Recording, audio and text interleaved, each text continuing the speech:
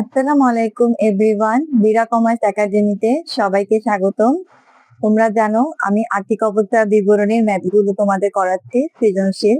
তো আজকে হচ্ছে আমাদের সৃজনশীল 7, ঠিক আছে? কারণ আগের ভিডিওগুলোতে আমি সৃজনশীল 6 পর্যন্ত কমপ্লিট করিয়েছি। তো আজকে আমরা সৃজনশীল 7টা নিয়ে টোটালি আলোচনা করব এবং এটার সলভিংটা পুরো একটা ভিডিওতেই থাকছে। তাহলে চলো দেরি না করে শুরু করা যাক। দেখো এখানে তোমাদের 27 ব্যাচের আর কি 176 নম্বর পেজ হবে। 7 নম্বর হচ্ছে আমাদের নিষ্ঠা ট্রেডার্স। নিষ্ঠা ট্রেডার্স এর 2017 সালের 31শে ডিসেম্বর তারিখে রেওয়া মিল ও অন্যান্য তথ্য নিম্নরূপ। তার মানে আমরা এই অঙ্কটার হিসাবকাল আমাদের কি 2017 জানুয়ারি থেকে নিয়ে ডিসেম্বর 31 পর্যন্ত, ঠিক আছে? এক বছরের হিসাবকালের আমরা অঙ্ক করি, আমরা হিসাবকাল পেয়ে গেলাম এবং রেওয়া মিলটা দেওয়া আছে, এখানে 10টা এন্ট্রি দেওয়া আছে। আমরা সবাই জানি রেওয়া মিলের এন্ট্রি একবার যায় আর সমন্বয়ের এন্ট্রি গুলো আমরা কয়বার ব্যবহার করি? 2বার ব্যবহার করি। তো চলো আগে আমরা দেখি রেওয়া মিলের কোন এন্ট্রি গুলো কোন জায়গায় যাবে সেটা আগে দেখে নিই। ক্রয় ও বিক্রয়, ক্রয় ও বিক্রয় আমাদের বিশদায় বিবরণীতে যথাক্রমে ক্রয় এবং বিক্রয় পোর্শনে চলে যাবে। পরিবহন, পরিবহন এটা যেহেতু ডেবিটে দেওয়া, তার মানে এটা হচ্ছে ক্রয় পরিবহন, তাই ক্রয় পরিবহন আমার বিক্রিত পণ্যের ব্যয়ের কি থেকে আমরা কি ওই বিক্রিত পণ্যের ব্যয় পোর্শনেই আর কি আসবে পরিবহন। তারপর দেখো বেতন ও ভাতা, আমরা জানি বেতন ও ভাতা হচ্ছে আমাদের পরিচালন ব্যয়, এটা বিশদায় বিবরণীর পরিচালন ব্যয় পোর্শনে যাবে। তারপর দেখো কর ও অভিকর, কর ও অভিকর এই দুটাও আমাদের পরিচালন ব্যয়।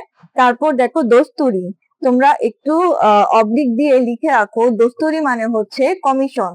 তোমরা অনেকেই হয়তো জানো না যে কমিশনের আরেকটা নাম হচ্ছে দস্তরি, তাই দস্তরি দেখে ঘাবড়ানোর কোনো দরকার নেই, দস্তরি মানে হচ্ছে আমাদের কমিশন। এখন এখানে দেখো দস্তরি ডেবিট এবং ক্রেডিট দুই পাশেই দেওয়া আছে, তার মানে একটা হচ্ছে দস্তরি প্রদান মানে একটা কমিশন প্রদান আর একটা কমিশন প্রাপ্তি। কমিশন প্রদানটা হচ্ছে আমরা পরিচালন ব্যয়তে দেখাবো আর কমিশন প্রাপ্তিটা আমরা নিয়ে যাব অপরিচালন আয়তে, ঠিক আছে?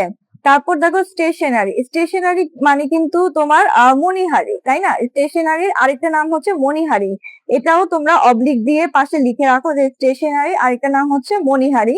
তাহলে মণিহারি আমরা জানি মণিহারি পরিচালন ব্যয়তে বসবে। তারপর দেখো বন্দর চার্জ, এই যে বন্দর চার্জ, বন্দর চার্জটা বসবে হচ্ছে আমাদের বাদ বিক্রিত পণ্যের ব্যয়ের পোর্শনে, ঠিক আছে? কারণ এটা হচ্ছে আমরা যখন পণ্য বাইরে থেকে ক্রয় করে নিয়ে আসি মানে আমদানি করে নিয়ে আসি তখন বিভিন্ন ধরনের বন্দর চার্জ এগুলো প্রদান করতে হয়, তাই এই জিনিসগুলো আমার সরাসরি ক্রয়ের সাথেই জড়িত। তারপর দেখো ইজারা ভাড়া ও প্রাপ্ত লভ্যাংশ, ওকে? ইজারা ভাড়া এটা চলে যাবে আমাদের পরিচালন ব্যয়তে, আর প্রাপ্ত লভ্যাংশ বলতে আমরা কি বুঝতে পারছি? এটা লভ্যাংশ প্রাপ্তি, তার মানে এটা আমরা পেয়েছি, তাই এটা চলে যাবে সরাসরি আমাদের অপরিচালন আয়তে। তারপর দেখো প্রদত্ত বার্তা ও প্রাপ্ত বার্তা, আমরা জানি প্রদত্ত বার্তা আমাদের পরিচালন ব্যয়তে যাবে আর প্রাপ্ত বার্তা হচ্ছে আমাদের চলে যাবে অপরিচালন আয়তে, এই দুটো একদমই সিম্পলি চলে যাবে। তারপর দেখো মজুত পণ্য 1/1/2017, তার মানে এটা হচ্ছে কি প্রারম্ভিক মজুত পণ্য 30,000 টাকা। তাহলে আমরা কিন্তু খুব সহজেই বুঝতে পারলাম যে রেওয়া মিলের এন্ট্রি গুলো একবার একবার মানে কোথায় বসবে আমরা এটা দেখতে পারলাম। এখন আমরা চলে যাব অন্যান্য তথ্য মানে সমন্বয় সমূহ গুলোতে চলে যাব। এখন দেখো এখানে বলা হয়েছে অবিকৃত পণ্যের মূল্যায়ন করা হয়েছে, অবিকৃত পণ্যের মূল্যায়ন করা হয়েছে 1,30,000 টাকা, ওকে? এর মধ্যে 2,500 টাকা মণিহারি মজুদ রয়েছে। আমরা একটু বোর্ডে তাকাবো, দেখো এখানে আমি ক্যালকুলেশন 1 দিয়ে লিখে রেখেছি, মানে সমন্বয় যে এন্ট্রি গুলো ক্যালকুলেশন করা লাগবে ওগুলো আমরা এই পোর্শনে আজকে করে রাখবো, ঠিক আছে? এখন দেখো অবিকৃত পণ্যের মূল্য মানে কি, এটাই হচ্ছে সমাপনী মজুদ পণ্য। তাহলে সমাপনী মজুদ পণ্য দিয়ে আমি যদি এখানে লিখি সমাপনী মজুদ পণ্য, এটা অবিকৃত পণ্য বা সমাপনী মজুদ পণ্য একই কথা, কত টাকা? 1,30,000 টাকা। তাহলে এই যে 1,30,000 টাকা এটা হচ্ছে আমার সমাপনী মজুদ পণ্য, কিন্তু এর মধ্যে 2,500 টাকার মণিহারি মজুদ আছে, তাই এখান থেকে আমার অবশ্যই বাদ কি মজুদ মণিহারিটা কি বাদ দিতে হবে। মণিহারি মজুদ বা মজুদ মণিহারি একই কথা, যা লেখো সেটাই হবে, কোনো সমস্যা নেই। তাহলে এখান থেকে আমরা কত বাদ দেব? যে অংশটা মণিহারি সে অংশটা আমরা বাদ দিয়ে নিব। তাহলে দেখো 1,30,000 থেকে, ক্যালকুলেটর হাতে নাও তোমরা সবাই, 1,30,000 থেকে আমি যদি 2500 বাদ দিই তাহলে আমি পেয়ে যাচ্ছি 1,27,500। তার মানে এই যে 1,27,500 এটাই হচ্ছে আমার কি সমাপনী মজুদ পণ্য, এটাই হচ্ছে আমার মূল সমাপনী মজুদ পণ্য এই অঙ্কের। তাহলে আমরা এই অঙ্কের মূল সমাপনী মজুদ পণ্য কত পেয়ে গেলাম? 1,27,500। ঠিক আছে, এটা আমরা ক্যালকুলেশন 1 দিয়ে এটা রেখে দিলাম। এখন একটা জিনিস দেখো, সমাপনী মজুদ পণ্য একবার কোথায় যাবে বলতো? সমাপনী মজুদ পণ্য একবার বিশেষায়িত বিবরণীর বাদ বিক্রিত ব্যয়ের পোর্শনে যাবে কত টাকা? এই যে 1,27,500 টাকা, এটাই যাবে। আবার এই 1,27,500 টাকা আমরা আর্থিক অবস্থা বিবরণীর চলতি সম্পদ পোর্শনে কি নিয়ে যাব।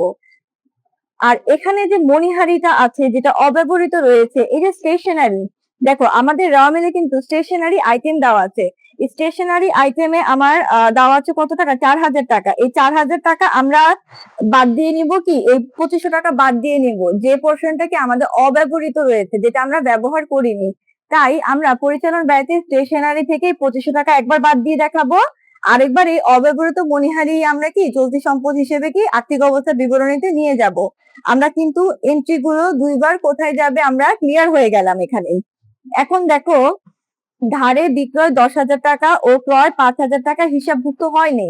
আমরা জানি ধারে পণ্য ক্রয় বিক্রয় করলে কি সরাসরি দেনাদার ও পাওনাদারের সাথে কি এটা সম্পর্কিত হয়ে যায়, তাই না? আর অবশ্যই ফার্স্টে আমরা ধারে পণ্য ক্রয় আর বিক্রয় যেটা হিসাবভুক্ত হয়নি সেটা বিশদায় বিবরণী ক্রয় আর বিক্রয় থেকে যথাক্রমে কি বাদ হিসাবভুক্ত হয়নি, তার মানে এটা অলিখিত। যেহেতু এই পোর্শনটা আমাদের হিসাবভুক্ত হয়নি তাই এটা কি আমাদের অলিখিত।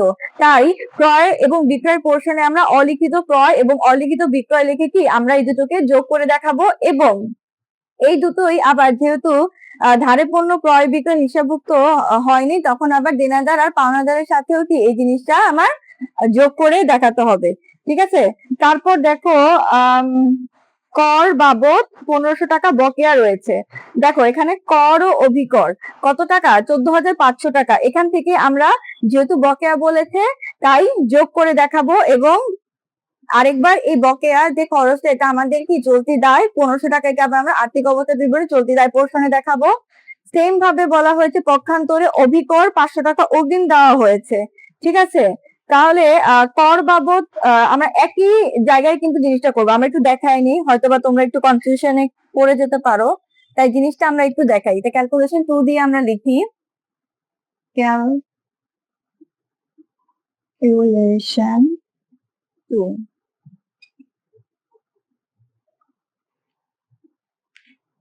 একটা একদমই সিম্পল বিষয়, আমরা জাস্ট এভাবে লিখে দিব যে এখানে কর ও অভিকর বলা হয়েছে 14,500 টাকা।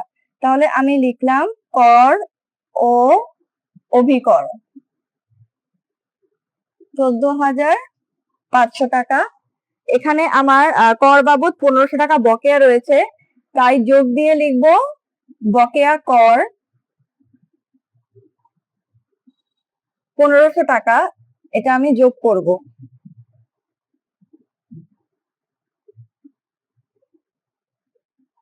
তাহলে এখানে হয়ে গেল আমার 16,000 টাকা। তারপর আবার বলা হলো পক্ষান্তরে অভিকর অগ্রিম প্রদান করা আছে, এখান থেকে আবার আমি বাদ দিয়ে দিব অভিকর।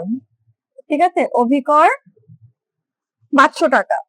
এখান থেকে যখন আমি অভিকর 500 টাকা বাদ দিয়ে দিলাম তাহলে আমার কর ও অভিকরের অ্যামাউন্ট দাঁড়াচ্ছে কত? 15,500 টাকা। ঠিক আছে, এভাবে করে হচ্ছে আমরা জিনিসটা দেখাবো। এবং এই যে বকেয়া করটা আমার চলতি দায় চলে যাবে। এই টোটাল পোর্শনটা কিন্তু আমার ফার্স্টে পরিচালন ব্যয়তে যাবে, আর সেকেন্ড টাইমে আমরা বকেয়া কর আমরা 1,500 টাকা নিয়ে যাব হচ্ছে চলতি দায় পোর্শনে।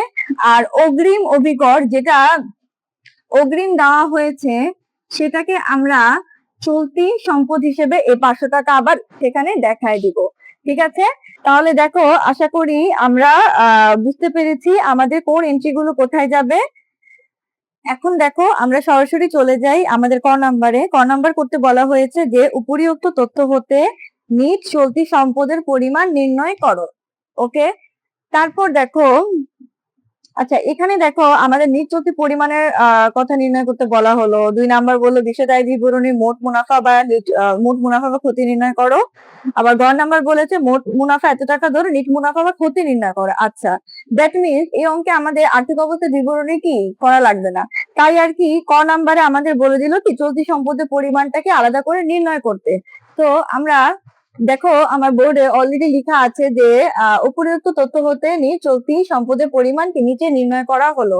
আমরা আমাদের একদম কি বলে বইয়ের সিরিয়াল ধরেই কিন্তু অঙ্কটা আমরা করে ফেলবো। দেখো আমাদের এখানে অবিকৃত পণ্যের মানে আমরা জানি আমাদের চলতি সম্পদের কি এই যে সমাপনী মজুত পণ্যর এই পোর্শনটাই কিন্তু আসবে, তাই না? কারণ আমরা জানি এই সমাপনী মজুত পণ্য এটা হচ্ছে আমাদের চলতি সম্পদ। আবার অব্যবহৃত মণিহারি যেটা 2500 টাকা, এটাও কিন্তু আমার চলতি সম্পদ। তাই ফার্স্টে আমরা সমাপনী মজুত পণ্য লিখে কি এটা আগে ক্যালকুলেশন করব। আমরা জানি আমাদের সমাপনী মজুত পণ্য দেওয়া ছিল 1,30,000। এখান থেকে আমরা বাদ দিব যেটা বলা হয়েছিল কি আমাদের 2500 টাকার মণিহারি মজুত রয়েছে। মজুত রয়েছে মানে এটাই আমাদের অব্যবহৃত মণিহারি 2500 টাকা, এটা আমরা বাদ দিয়ে নিব। বাদ দিচ্ছি তাই এটাকে কি আমরা ব্র্যাকেটে নিয়ে নিলাম। এখন দেখো এখানে বাদ দিলে আমরা পেয়ে যাচ্ছি 1,27,500 টাকা। তাই আমরা আউটার কলামে 1,27,500 টাকা নিলাম এবং পাশাপাশি আবার অব্যবহৃত মণিহারি হিসাবে 2500 টাকাটা কি আমরা এখানে দেখাবো, কারণ এটাও আমার চলতি সম্পদ। ঠিক আছে, তারপর দেখো আমাদের অঙ্কে কি বলা হয়েছে যে ধারে বিক্রয়। ধারে বিক্রয় মানে এটা কি লেখা হয় তাই দেনাদারের, আমরা জানি দেনাদার কি আমার চলতি সম্পদ। দেনাদার অলিখিত ধারে বিক্রয় ব্র্যাকেটে লিখে দিব, কারণ এই টাকাটা আমার চলতি সম্পদে কিন্তু দেখাতে হবে। কত টাকা? 10,000 টাকা। এই যে 10,000 টাকা সরাসরি আমরা এখানে নিয়ে চলে আসলাম। তারপর হচ্ছে আমার আরেকটা অগ্রিম ছিল, অগ্রিম অভিকর। অগ্রিম খরচগুলো তো আমাদের চলতি সম্পদ, তাই অগ্রিম অভিকর লিখছি আমরা কত টাকা? 500 টাকা। ঠিক আছে, এখন দেখো আমরা এটাকে যোগ করি, কারণ এই অঙ্কে আমার আর চলতি সম্পদ কি ছিল না। তাহলে চলো যোগ করে দেখি। 1,27,500, 2500 আর এটা 10,500 একসাথেই লিখে ফেলি। তাহলে আমার অ্যান্সার দাঁড়ালো 1,40,500 টাকা। আর এই যে 1,40,500 টাকা এটাই হচ্ছে কি আমার কি চলতি সম্পদের পরিমাণ। তাহলে দেখো আমরা কিন্তু খুব সহজেই, যখন আমরা জানি যে কোন এন্ট্রিটা কোথায় বসবে, তখন কিন্তু যে কোনো টাইপের অঙ্ক করতে দিলেই কি আমাদের ভুল হবে না। এখন এতদিন অঙ্ক করেছি, ক নাম্বারে আমার কি ছিল বলতো? ক নাম্বারে বিভিন্ন ধরনের যে অঙ্কগুলো আমাদের করতে বলা হতো যে নিজ বিক্রয়ের পরিমাণ নির্ণয় করো, নিজ ক্রয়ের পরিমাণ নির্ণয় করো বা নিজ দেনাদারের পরিমাণ নির্ণয় করো। আবার বললো যে বিক্রিত পণ্যের ব্যয় নির্ণয় করো, এরকম অনেক কিছুই বলা হয়। তাই যখন আমরা ফরম্যাট জানি, তখন ফরম্যাট জানলে এরকম অঙ্ক করা আমাদের জন্য কি ইজি। তাহলে তোমরা কাইন্ডলি ক নাম্বারটা তুলে ফেলো অথবা স্ক্রিনশট নিয়ে রাখো। তাহলে দেখো বোর্ডে আমি খ নাম্বার দিয়ে লিখেছি লিস্টা ট্রেডার বিশদায় বিবরণী আংশিক, কারণ আমরা কি বিশদায় বিবরণী টোটাল পুরাটা এখানে করব না, আমরা শুধু কি মোট মুনাফা বা ক্ষতি পর্যন্ত করব। আর আমাদের অঙ্কের সময়কাল ছিল 31শে ডিসেম্বর 2017 সালের সমাপ্ত বছরের জন্য প্রস্তুতকৃত। সবসময় অঙ্ক করার আগে এই টাইটেল গুলো কি মেনটেন করতে হবে আমাদের, এটা একদম বাধ্যতামূলক। তাহলে চলো আমরা বিশদায় বিবরণীটা শুরু করি। বিশদায় বিবরণের জন্য প্রথমে আমাদের লাগবে কি বিক্রয়। বিক্রয় আমাদের ছিল 3,00,000 15,700 টাকা।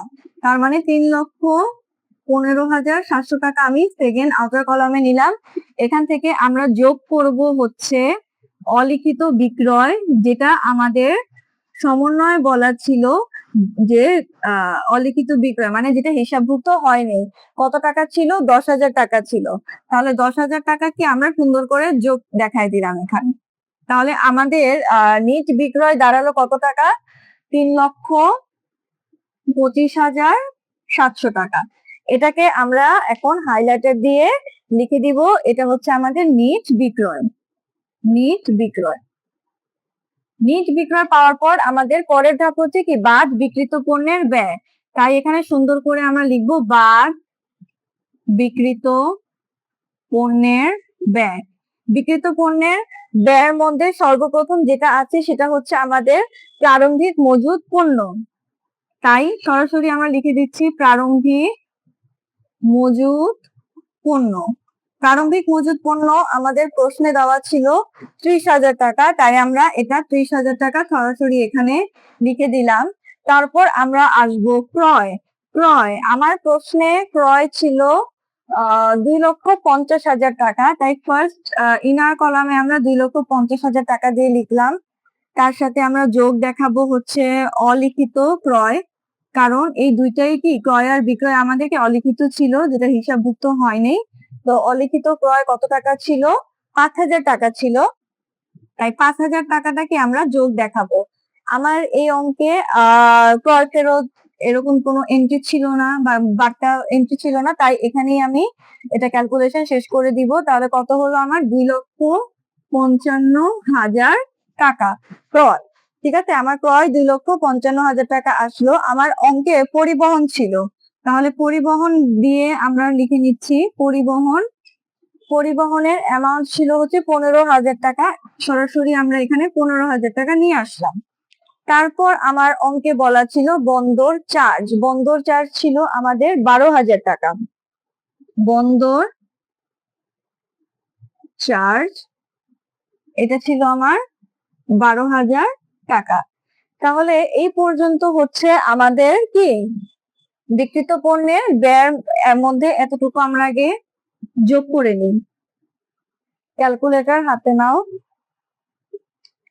30,000, 2,55,000, আরেকটা হচ্ছে 15,000, দেন হচ্ছে 12,000। তাহলে টোটাল আমরা পাচ্ছি 3,12,000 টাকা। তাহলে এই 3,12,000 টাকাটা আমরা যোগফল এখানে নামালাম। এখন হচ্ছে আমাদের বাদ সমাপনী মজুদ পণ্য। আমরা জানি আমাদের এই সমাপনী মজুদ পণ্যের মধ্যে আবার কি ছিল বলতো? ওই যে মণিহারি অ্যাড ছিল, তাই মণিহারিটা কি বাদ দিয়ে দেখাতে হবে। আমরা এখানে ব্র্যাকেটে আমরা 1,30,000 বিয়োগ 2,500 এটা দেখানোর পরে বাকি 1,27,000টা কি করব? এখানে নিয়ে আসবো। 1,27,500টাকে কি আমরা বাদ দিব। ঠিক আছে, তাহলে আমরা যদি 3,12,000 থেকে 1,27,500 বাদ দেই, তাহলে আমরা পাচ্ছি 1,84,500 টাকা। 1,84,500 টাকা। আমরা জানি নেট বিক্রয় থেকে আমাদের কি বাদ বিক্রিত পণ্যের ব্যয়, মানে এই যে এই 1,84,500 টাকাটা কি বাদ দিলে আমরা পেয়ে যাব আমাদের কি মোট মুনাফা। তাহলে 3,25,700 সাথে আমি যদি 1,84,500 বিয়োগ করি, তাহলে আমরা পেয়ে যাচ্ছি 1,41,200 টাকা। এই তো 1,41,200 টাকা। এটাই হচ্ছে কি আমার এই অঙ্কের মোট মুনাফা। তাহলে দেখো খুব ইজিলি আমরা খ নাম্বারটাও কি সলিউশন করে ফেললাম। ঠিক আছে, এই অঙ্কটাতে শুধু এই সমাপনী মজুদ পণ্যের পোর্শনটাই একটু ঝামেলার ছিল, আর বাকি সব কিন্তু ইজি ছিল। ঠিক আছে, তোমরা কাইন্ডলি একটা স্ক্রিনশট নিয়ে রাখো, আমি গ নাম্বারটা নিয়ে তোমাদের সামনে আবার আসছি। এখন দেখো, গ নাম্বার আমাদের বলেছে মোট মুনাফা 1,25,000 টাকা ধরে নিট মুনাফা বা ক্ষতি নির্ণয় করো। একটা জিনিস খেয়াল করে দেখো, আমরা কিন্তু খ নাম্বারে আমাদের মোট মুনাফা কিন্তু পেয়েছিলাম 1,41,200 টাকা। এখন অনেক সময় দেখা যাবে যে প্রশ্নটা তোমরা কি খেয়াল না করে খ নাম্বার যে মোট মুনাফা সেটা ধরে অঙ্ক করে দিলে অঙ্ক কিন্তু ভুল হবে। ঠিক আছে, পুরো কষ্টটাই কিন্তু মানে বিফলে চলে যাবে। তাই অবশ্যই প্রশ্ন ভালো করে দেখে তারপর অঙ্ক করবে। দরকার হলে প্রশ্নের জন্য তোমরা একটা 5 মিনিট সময় নাও, তারপরেও প্রশ্ন ভালো করে দেখে বুঝে তারপর অঙ্ক স্টার্ট করবে। যেহেতু আমরা খ নাম্বার 1,31,200 টাকা পেয়েছি, ওটা ধরে অঙ্ক করলে আমাদের অঙ্ক ভুল হবে। কারণ অলরেডি আমাদের প্রশ্নে বলে দেওয়া হয়েছে যে মোট মুনাফা 1,25,000 টাকা ধরে কি নিট মুনাফা বা ক্ষতি নির্ণয় করো। তাহলে আমি দেখো গ নাম্বার দিয়ে নিশ্চয় ট্রেডার্স লিখেছি, বিশদায় বিবরণী এটা আবারও সেম আংশিক লিখেছি। 31শে ডিসেম্বর 2017 সালের সমাপ্ত বছরের জন্য কি প্রস্তুতকৃত। তারপর মোট মুনাফা যেটা প্রশ্নে দেওয়া আছে 1,25,000 টাকা, এটা লিখেছি। এখান থেকে আমি এখন বাদ দিব পরিচালন ব্যয়গুলো। আমার এই অঙ্কে পরিচালন ব্যয়ের মধ্যে ফার্স্টে রয়েছিল বেতন ও ভাতা, তাই বেতন ও ভাতা দিয়ে আমি লিখব।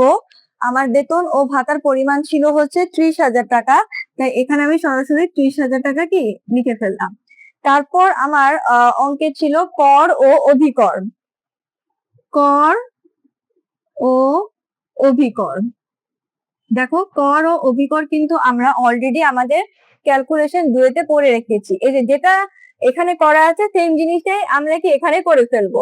তাহলে কর ও অভিকর আমাদের 14,500 টাকা বলা ছিল, এটা লিখলাম। এখান থেকে আমরা যোগ দেখাবো। আমাদের বলেছিল বকেয়া আছে আমাদের কর কত টাকা, 1,500 টাকা, তাই বকেয়া কর দিয়ে আমি এখানে 1,500 টাকা নিলাম। নেওয়ার পর দাগ টেনে আমি এটা কি যোগ করে দেখাবো যে 16,000 টাকা হলো, এটা দেখালাম। এখান থেকে আমরা আবার বাদ দিব যে পোর্শনটা আমরা অগ্রিম ছিল, অগ্রিম ছিল হচ্ছে অভিকর, অগ্রিম অভিকর, অগ্রিম অভিকর ছিল আমাদের 500, তাই এটা ব্র্যাকেটে আমরা 500 দিয়ে নিলাম এবং আউটার কলামে আমি নিয়ে চলে গেলাম কত, 15,500 টাকা। তাহলে দেখো আমরা যেহেতু জিনিসটা আগেই করে রেখেছিলাম, তাই এখন কি অঙ্কটা সরাসরি এখানে করতে অনেকটাই ইজি হয়ে গেল। তারপর আমাদের প্রশ্নে ছিল দস্তরি প্রদান। আমরা জানি দস্তরি প্রদান, আমি এখানে অবলিক দিয়ে আবার কমিশন প্রদানটাও লিখে দিচ্ছি যাতে তোমাদের বুঝতে সুবিধা হয় বা মনে রাখতেও সুবিধা হয়, তার জন্য। দস্তরি প্রদান আমার অঙ্কে ছিল 7,500 টাকা, তাহলে আমি সরাসরি এখানে 7,500 টাকা কি নিয়ে আসলাম। তারপর আমার অঙ্কে দেখো স্টেশনারি ছিল, স্টেশনারি আমরা জানি স্টেশনারি মানেই হচ্ছে অবলিক দিয়ে আমি আবার লিখে দিলাম মণিহারি। ঠিক আছে, এখন স্টেশনারি থেকে আমার কি বাদ দিতে হবে না যে পোর্শনটা কি আমাদের অব্যবহৃত ছিল, এই যে মজুত মণিহারি। দেখো মজুত মানে কি, তোমার এটা স্টকে আছে, আর স্টকে আছে মানে কি এই জিনিসটা তুমি ব্যবহার করোনি, তাই এটা কি অব্যবহৃত। তাই এই যে অব্যবহৃত মণিহারি দিয়ে আমি আবার কি এটাকে বাদ দিয়ে দেখাবো। আমরা দেখি আমাদের স্টেশনারি দেওয়া ছিল হচ্ছে 4,000 টাকা, আমরা এখান থেকে লিখলাম 4,000 টাকা এবং 2,500 টাকার পণ্য আমাদের মণিহারি মজুদ ছিল, তাই এটাকে আমরা বাদ দিয়ে 4,000 থেকে 2,500 বাদ দিলে আমাদের হাতে থাকে 1,500, তাই এই 1,500টা কি আমরা স্টেশনারি হিসেবে আউটার কলামে নিয়ে গেলাম। তারপর আমার অঙ্কে ছিল ইজারা ভাড়া। ইজারা ভাড়া, ইজারা ভাড়া এটা আমাদের এক ধরনের পরিচালন ব্যয়, তাই ইজারা ভাড়া দিয়ে আমি লিখে নিচ্ছি হচ্ছে কত টাকা, 6,500 টাকা। 6,500 টাকা আমার ইজারা ভাড়া ছিল। আর আরেকটা ছিল আমাদের অঙ্কে প্রদত্ত বার্তা, এটা দেওয়া মিলে সরাসরি দেওয়া ছিল, তাই প্রদত্ত বার্তা দিয়ে আমি এটা লিখে নিচ্ছি। প্রদত্ত বার্তা ছিল হচ্ছে 7,000 টাকা। এই পর্যন্ত হচ্ছে আমাদের কি পরিচালন ব্যয়টা আমরা নিলাম এই পর্যন্ত। আর কোনো আইটেম নেই আমাদের পরিচালন ব্যয়। এখন চলো আমরা এগুলো সবগুলো যোগ করে দেখি। তাহলে দেখো আমাদের ফার্স্টে বেতন ও ভাতা থেকে 30,000, 15,500, 7,500, 1,500, 6,500, আরেকটা হচ্ছে 7,000। টোটাল আমরা পেয়ে গেলাম 68,000। তাহলে 68,000 টাকাটা এখানে আমরা লিখি। যেহেতু আমাদের মোট মুনাফা থেকে বাদ যাবে পরিচালন ব্যয়, তাই এখানে আমরা ব্র্যাকেট দিয়ে নিলাম। আর এখান থেকে আমি 1,25,000 থেকে 68,000 বাদ দিলে আমরা পাচ্ছি কি 57,000 টাকা। আর এই 57,000 টাকাটাই হচ্ছে আমাদের কি পরিচালন মুনাফা। তাই আমি হাইলাইটার দিয়ে এখানে লিখছি পরিচালন মুনাফা। এখন আমাদের শুধু একটা কাজই থাকে, এটার সাথে যোগ হবে অপরিচালন আয় আর বাদ যাবে অপরিচালন ব্যয়। তাহলে আমরা ফার্স্টে অপরিচালন আয় লিখে টাইটেলটা লিখলাম। আমার এই অঙ্কে বেশ কিছু অপরিচালন আয় আছে আমাদের, তাই না? কি কি আছে? দস্তরি প্রাপ্তি বা কমিশন প্রাপ্তি। ঠিক আছে, আমি দুটাই লিখে দিচ্ছি তোমাদের সুবিধার জন্য। কত টাকা? 18,000 টাকা আমরা এখানে লিখবো, 18,000 টাকা। তারপর আমার এই অঙ্কে ছিল লভ্যাংশ প্রাপ্তি, ঠিক আছে, বা প্রাপ্ত লভ্যাংশ, একই কথা।